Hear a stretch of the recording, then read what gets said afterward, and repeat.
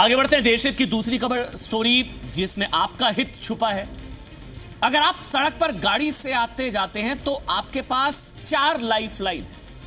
हम आपसे खेल नहीं रहे हैं बल्कि आपको एक तरीके से आगाह कर रहे हैं, हम जगा रहे हैं, क्योंकि हमारे लिए आपकी जान आप जानते हैं बहुत कीमती है। देश हित में बड़ी खबर यह है कि अब ध्यान से सुनिएगा, परिवहन मंत्रालय सड़क हादसों को रोकने के लिए 4 नए प्रावधान बनाने जा रहा है। 4 सरकार ने आपसे इन कदम पर सलाह मांगी है। ये 4 लाइफलाइन आपके लिए क्या हैं और क्यों हम इसे लाइफलाइन कह रहे हैं? अमित प्रकाश, जी मीडिया संवाददाता अमित प्रकाश की इस रिपोर्ट को बहुत ध्यान से देखिए और समझिए।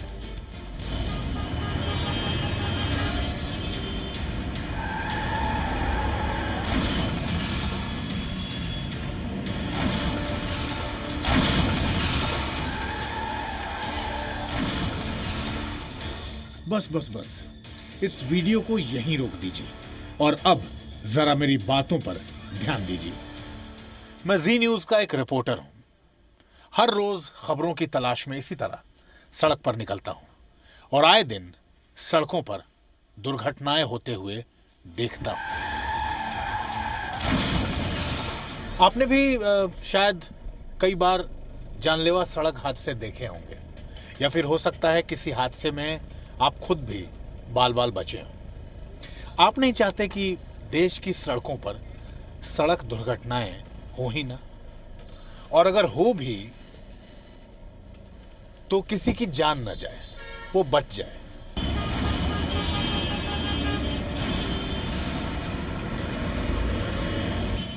सड़क पर सुरक्षा के लिए सरकार आपको 4 लाइफलाइन देने जा रही है। तो अगर आप चाहते हैं कि कहीं जाते वक्त आप सुरक्षित रहें और आपके अपने परिवार को भी आप सुरक्षित रख सकें, तो आप इन 4 लाइफलाइन का इस्तेमाल कर सकते हैं। ये 4 लाइफलाइन क्या है, पहले जरा इसे समझ लीजिए। पहली लाइफलाइन सीट बेल्ट, दूसरी स्पीड लिमिट, तीसरी सेंट्रलाइज्ड लॉकिंग सिस्टम और चौथी लाइफलाइन एयरबैग। ये 4 लाइफलाइन 4 पहिया वाहनों में सफर करने वाले हर व्यक्ति के लिए बहुत जरूरी है और हर वाहन में ये अनिवार्य हो। इसके लिए आपको क्या करना है, अब ये जान लीजिए। सरकार ने अब यह तय किया है कि सड़क दुर्घटनाओं के मद्देनजर अब सड़क के नियम कानून, जो गाड़ियों में चलने के नियम और कानून है, उसमें कुछ परिवर्तन किए जाएंगे और इसके लिए सरकार ने आप लोगों से, देश की जनता से सलाह मांगा है कि क्या करना चाहिए। ये 4 चीजें हम बदलना चाहते हैं। वो 4 चीजें क्या हैं? आज बातचीत करने के लिए हमारे साथ ऑटो एक्सपर्ट श्री राज कपूर साहब हैं और हम बात करेंगे उन 4 मुद्दों पे कि जिन 4 चीजों पे सरकार जिन 4 चीजों को बदलना चाहती है। अब हम एक एक कर 4 लाइफलाइन यानी उन 4 बदलावों के बारे में बहुत ही आसान भाषा में बताते हैं जो सरकार आपकी सुरक्षा के लिए करना चाहती है। पहला बदलाव है सीट बेल्ट को लेकर। सीट बेल्ट कितना अहम है, इसे आप जरा आंकड़ों से समझिए। 2019 में 4,49,000 सड़क हादसे हुए और 1,51,000 लोगों की मौत हुई। 2018 में भी 1,51,000 लोगों की मौत सड़क दुर्घटना में हुई। इनमें से लगभग 15,000 लोगों की मौत गाड़ी चलाते वक्त सीट बेल्ट नहीं बांधने की वजह से हुई। देखिए, सड़क के नियम और कानून में, सड़क पर गाड़ी चलाने के नियम और कानून में जो बदलाव लाने का प्रस्ताव सरकार कर रही है, उसमें सर सबसे पहली चीज कि सरकार अब ये तय कर रही है कि जब आप गाड़ी चला रहे हो और अगर आपने सीट बेल्ट नहीं लगाई हो तो एक अलार्म बजे। हालांकि बहुत सारी गाड़ियों में ये सिस्टम है, लेकिन अब इसको मैंडेटरी करने के लिए सरकार ने आपसे विचार मांगा है कि आप इस पे क्या कहते हैं, क्योंकि सरकार अब इसको मैंडेटरी करना चाहती है कि अगर आप गाड़ी स्टार्ट करने के बाद जैसे अपनी यात्रा शुरू करते हैं, उससे पहले अगर आप सीट बेल्ट नहीं लगाते हैं तो आपकी गाड़ी में अलार्म सिस्टम जरूर होना चाहिए। क्या महत्व है सर इसका? डेफिनेटली वैल्यू ऐड तो है ही है कि आप अगर सीट बेल्ट नहीं लगाते तो एक ऑडियो अलार्म या ऑडियो बजर जो है आपको याद दिलाता रहे कि ये चीज़ आपकी करनी ज़रूरी है। और बहुत सी गाड़ियों में होता है और बहुत सी गाड़ियां ऐसी हैं कि एक बार बता के बंद हो जाती हैं, लेकिन मेरे हिसाब से ऐसा होना चाहिए कि स्पीड सेंसिटिव होना चाहिए कि अगर पहले आपको याद दिलाया है कि आपने अपना सीट बेल्ट नहीं लगाया है, अगर आपकी स्पीड बढ़ती है तो वो अलार्म जो है बढ़ना चाहिए कि आप सीट बेल्ट लगा ही लें, आपको इतना तंग करे कि आप सीट बेल्ट लगा लें। भारत में सड़कों का जाल 50 लाख किलोमीटर में फैला है और इन 50 लाख किलोमीटर की सड़कों पर लोगों की सबसे बड़ी चिंता स्पीड को लेकर है। तेज रफ्तार गाड़ियां हर दिन सतीश गुप्ता जैसे 400 से ज्यादा लोगों की जान ले लेती है। सरकार ने स्पीड लिमिट को लेकर कहा है। हालांकि कॉमर्शियल गाड़ियों में और प्राइवेट गाड़ियों में स्पीड लिमिट को लेकर, कॉमर्शियल गाड़ियों में तो स्पीड गवर्नर्स लगे हुए हैं, लेकिन प्राइवेट गाड़ियों में किसी तरह के स्पीड गवर्नर्स का कोई प्रोविजन अभी नहीं है। उसमें सरकार क्या प्रावधान करने का विचार कर रही है सर? वो यही कह रहे हैं कि एक ओवर स्पीडिंग, अगेन एक ऑडियो अलार्म जो है वो बजे। अब वो एक, क्योंकि हर एक सड़क पे, हर एक हाईवे पे, स्टेट हाईवे पे, नेशनल हाईवे पे अलग अलग स्पीड लिमिट्स हैं, तो वो तो तय करना मुश्किल है कि मतलब रोड के हिसाब से आपका स्पीड वार्निंग चले, बट एक अप्रॉक्सीमेट सेफ स्पीड लिमिट 100 या 110 जो है उस पे आपको एक ऑडियो वार्निंग अगर आ जाए तो काफ़ी बार ऐसा होता है कि अगर सड़क अच्छी है तो आप आहिस्ता आहिस्ता जो है आपकी स्पीड बढ़ती रहती है और आपको पता नहीं चलता और आप अपनी ज़रूरत से ज़्यादा तेज़ गाड़ी चला रहे होते हैं। जैसे जी जी आपको तो अगर वो आपको एक ऑडियो अलार्म सुन जाए तो आपको एक इंडिकेशन आ जाएगा कि भाई इसके आसपास ही रहिए, इससे ऊपर ज़्यादा ना जाइए, कि इससे ऊपर स्पीड आपको लेके नहीं जानी है। जैसे इस वक्त मैं तकरीबन 40-45 के बीच की स्पीड में हूँ। ये शहर के ड्राइविंग कंडीशंस के हिसाब से ये एक सेफ स्पीड मानी जाती है, लेकिन वही जैसा आप कह रहे थे सर कि अगर आप इस शहर में चलते हुए अगर आप अपनी स्पीड को आप 80-90 से ऊपर पार करते हैं तो ये अलार्मिंग होता है। लेकिन कई बार लोग चलाते हैं और उनको लगता है कि नहीं वो ठीक चल रहे हैं। इसीलिए कि आप ठीक चल रहे हैं या नहीं, दिल्ली की सड़कों पर अगर आप 100 की स्पीड में चल रहे हैं तो ये खतरनाक है और ये अलाउ नहीं है, ये आपको नहीं करना चाहिए। इसके लिए एक अलार्म सिस्टम गाड़ी में लगाने पर विचार कर रही है पूरे देश के हर, जहां भी आप गाड़ी में चलते हैं। अब जरा इस तस्वीर को देखिए। कार में आग लगी है, अंदर लोग हैं, पुलिस आग को बुझाने में जुटी है।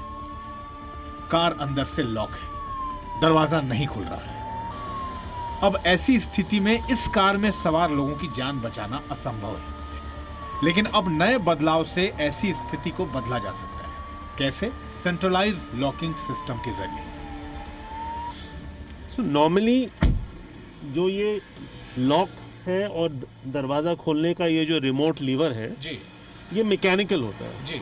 इसमें एक मैकेनिकल फंक्शन है, एक लिंकेज है, और आप जब इसको ऐसे खोलते हैं तो वो लिंकेज इस लॉक को खोल देते जी।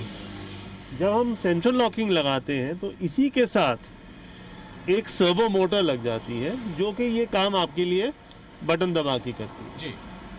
तो काफ़ी बार ऐसा ये होता है कि जब आप इसको लॉक कर देते हैं, जैसे हमने बंद किया इसको, जैसे कि हमने बंद किया जी, और हमने इसको लॉक कर दिया, यहाँ से इसको हमने सेंट्रल लॉकिंग से लॉक कर तो ये इससे भी हो जाती है और ऑटोमेटिक फंक्शन भी होता है। जैसे ही गाड़ी 5 किलोमीटर 10 किलोमीटर प्रति घंटा आगे चलती है ये अपने आप लॉक हो जाता है। तो अब अगर कहीं कुछ दुर्घटना होती है और जो इसका इलेक्ट्रॉनिक या इलेक्ट्रिकल सिस्टम जो है वो शॉर्ट होता है या कट जाता है और ये आप खोलना चाहते हैं तो आपको वो जो सर्वो मोटर है उसके अगेंस्ट काम करना होता है। गेयर्ड सर्वो मोटर होती है, तो काफ़ी बार ऐसा होता है कि आप उसको ना खोल सकें जी। तो उसको ओवरराइड करने के लिए, उसको बाईपास करने के लिए सरकार ने कहा है कि ऐसा कोई सिस्टम होना चाहिए जो मैकेनिकली आप उसको बाईपास कर सकें। ओके। कि भाई जब वो जो इलेक्ट्रिकल मोटर ने आपकी लॉक को लॉक कर दिया है उसको आप वापस खोल सकें। ये बहुत ही अच्छा सुझाव है। और जैसे कि आपने कहा कि काफ़ी बार ऐसा हो चुका है कि सेंट्रल लॉकिंग जो है वो जैम हो गई और दरवाज़ा अंदर से ना खोल पाए। तो अगर ये सुझाव पास होता है और ये एक्चुअली इम्प्लीमेंट होता है, मेरे हिसाब से it's a very good safety feature. और चौथी लाइफलाइन यानी बदलाव का चौथा मुद्दा है एयरबैग। यानी कि एयरबैग्स की अगर आप बात करते हैं तो एयरबैग्स यहाँ लगे होते हैं।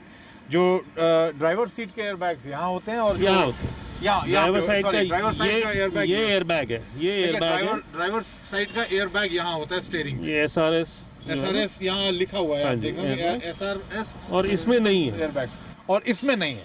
सरकार विचार ये कर रही है कि चलिए ड्राइवर की सीट के साइड में स्टीयरिंग में एयरबैग है, लेकिन अब ये विचार किया जा रहा है कि ड्राइवर के साथ वाली जो सीट है उसमें जो एयरबैग्स अभी तक मैंडेटरी नहीं थे गाड़ियों में, उसमें उसको अब मैंडेटरी करने पर सरकार विचार कर रही है। यानी कि हर गाड़ी में अब ड्राइवर की बगल वाली सीट पर यहाँ पर जो एयरबैग्स का ऑप्शन है उसको मैंडेटरी कर दिया जाएगा और यहाँ एयरबैग्स होंगे। और ये एयरबैग्स को मैंडेटरी सरकार तब करेगी जब आप अपने विचार सरकार को बताएंगे कि आप ऐसा चाहते हैं या नहीं चाहते।